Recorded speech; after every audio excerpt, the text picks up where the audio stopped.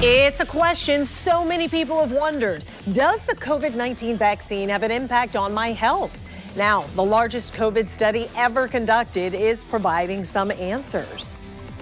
A link between the vaccine and heart and brain disorders has been uncovered. Now, researchers with the Global COVID Vaccine Safety Project reached this conclusion after collecting data from nearly 100 million people across 8 different countries. Today, I spoke with a local medical expert who says the COVID vaccine still outweighs the risks. We also talked to everyday people about their attitude toward getting the shot. I'm going through a lot of mental and physical things now and it wasn't like that before.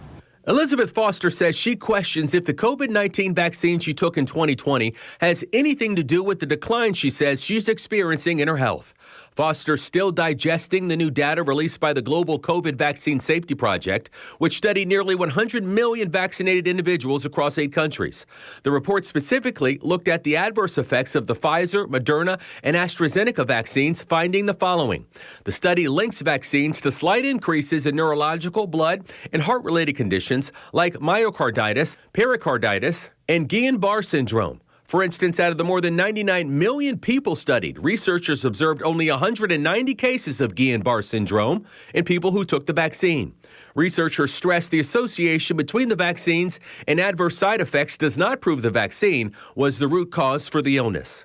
And I think what this study confirmed is pretty much what other smaller studies have said in the past, and that's the following. Number one, vaccines have risks. I think only a fool would say vaccines don't have risks. Dr. Jonathan Cantor, who's an adjunct scholar at the Penn Center for Clinical Epidemiology and Biostatistics, reviewed the study and still contends the benefits of the vaccine outweigh the risks. Cantor says the new research shouldn't erode anyone's trust in the vaccine, but instead prompt them to think about their own personal medical condition and their own need for protection. What do you say to those folks who might have said, hey, we knew the vaccine was dangerous all along? Now here's the proof. There's no such thing as a drug that has an effect without a side effect. So everything has potential risk. The problem is, what is the risk of the thing that you are trying to prevent? And that's where it comes into play. So for example, if you have for parents, right, if you've got a healthy 3-year-old who's had COVID 4 times already, well, then I'd say, I don't know what the benefit is that you're going to get from getting that vaccine today. But if you tell me that you've got a 84-year-old in a nursing home that somehow came out of a time machine and is now entering the world in 2024 and has never had a COVID vaccine, well, for that person, I'd say, well, then we really have to think about whether a COVID vaccine makes sense for them. Since the COVID-19 pandemic began in March of 2020, nearly 7 million people have died across the globe from COVID-19. That includes more than 1 million people in America. It's also estimated that 71% of the world's population has received at least 1 dose of the COVID-19 vaccine.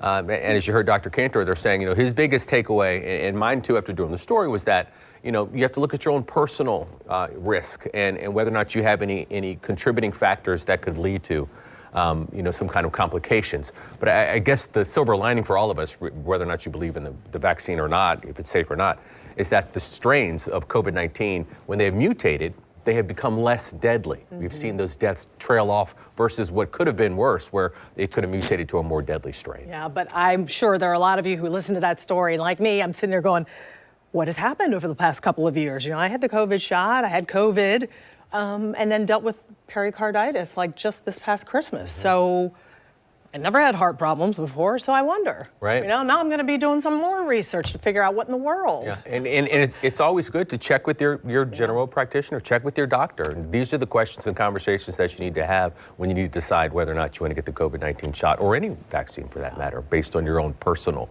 health. Great story. Thanks, Tarek.